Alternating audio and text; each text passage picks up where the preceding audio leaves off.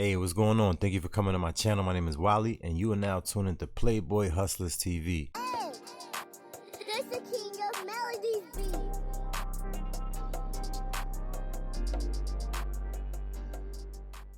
Listen, today this is a serious matter, you hear me? We're going to go dive into that, and that's no pun intended, but we're going to dive right into this missing sub.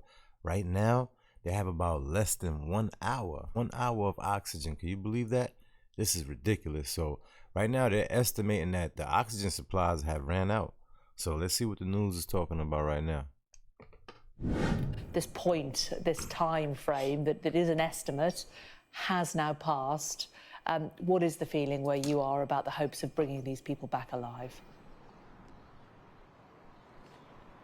Well, look, it's a good question. And when you ask people about this, they say, look, we're 100% committed to this search and rescue operation. And there is a lot going on here. And I'll just run it through for you very quickly. 5 vessels on the scene, 2 private deep-sea cable-laying ships, 2 Canadian Coast Guard vessels, the Polar Prince. That's the vessel that put the submersible Titan in the water on Sunday morning. And the American coordinators have made that the joint command center for this operation. That's right above the wreck of the Titanic. Look, in my honest opinion, I really hope they find these people. And if they bring them back to shore, they should all go to jail. I'm serious. You know why? They're putting other people's life in danger. Not only are they putting people's life in danger, they actually signed a death waiver. You know what a death waiver is? That means that they agreed that them going down there is a possibility they would never come back up. And to spend $250K, $250,000 on something like that, I'm sorry. To go visit a death site at that? I mean, it's a burial. What is it to see? I don't get people nowadays.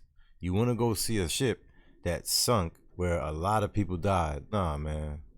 And then, as you said, we've got 2 more vessels that have arrived this morning. The Horizon Arctic, it's a supply ship. We saw it being loaded up about 36 hours ago with an ROV, that's a robotically operated vehicle supplied by the US Navy, and a specialist deep-sea winch as well that can drag up heavy objects from the ocean floor.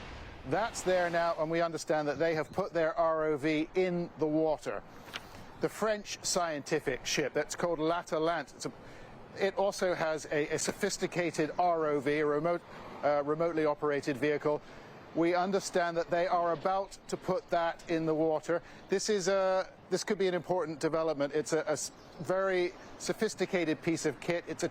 You know, not for nothing though, I never knew this was even a thing to begin with until the news came out saying they were missing for over a week.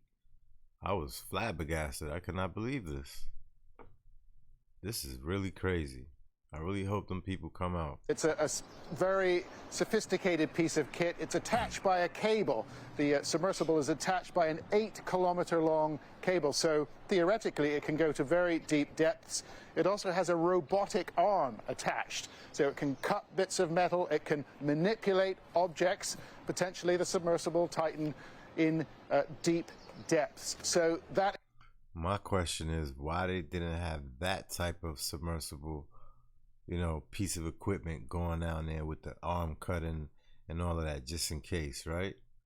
No, instead they saving all this money, and miss me with the he spends all this money on gas and everything. I don't want to hear that. They're making way too much money off of this cheap material. Is about to go in the water as well. All part of this remarkable international coalition. I can tell you that the British are also involved. They've got specialist personnel and commercial mapping equipment, commercial mapping technology. That is on the way today, we understand, as well. As you were saying, I think the thing that is on everybody's mind here is about oxygen, the oxygen levels on the Titan. It's a theoretical thing. Theoretically, as far as we know, their oxygen supply, if that vessel's still intact, that oxygen level would be depleted or very close to being depleted now. But that's like the worst way. At that point, they're gonna panic, they're gonna make wrong decisions, you're not thinking correctly, you're in survival mode. A lot of impulsive decisions. No good. It's theoretical. It depends on how people are breathing, how calm they are, the level of activity inside the craft, but I think there is a very real understanding that if a rescue attempt is a practical possibility, that craft needs to be located, and they need to start with this rescue, which would take hours. It would take a long time. That would need to start very quickly indeed. I think what we're going to see is that the search and rescue team concentrate in the area where they've heard these sounds from the Canadian sonar buoys dropped by a Canadian patrol plane. Then the thing is too, right? I was told you can't even stand up on there. There's no standing up. There's no walking around. You have to be sitting down, knees bent. I would not pay $250 nothing to be in that condition. I need to have first class, a bed, food.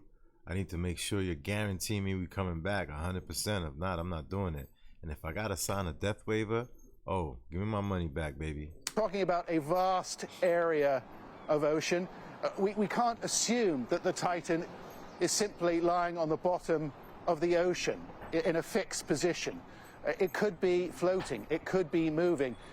And we're talking about a vast expanse of territory here, or of ocean. So they're going to have to focus their search. I would expect they focus on the area where they have heard these sounds, throw their assets, as they call them, their resources at this particular area, and essentially hope for the best. I think that's what they'll be doing. This point. It's crazy, man. I'm telling you. Hey, look, at the end of the day, the fact that they sign a death waiver, I'm not losing my mind or losing sleep over this. I really hope they successfully get them out. But if they don't, remember, they know what they got themselves into. They actually signed off on it, right? So keep that in mind. With that being said, hey, you know what to do. Leave a comment, let me know what your thoughts. Hit that like, definitely subscribe to the channel if you want to see some more, and definitely put the suggestions in the comment box. Understand? Let me know what's on your mind, baby. See you on the next one. Hit that notification bell.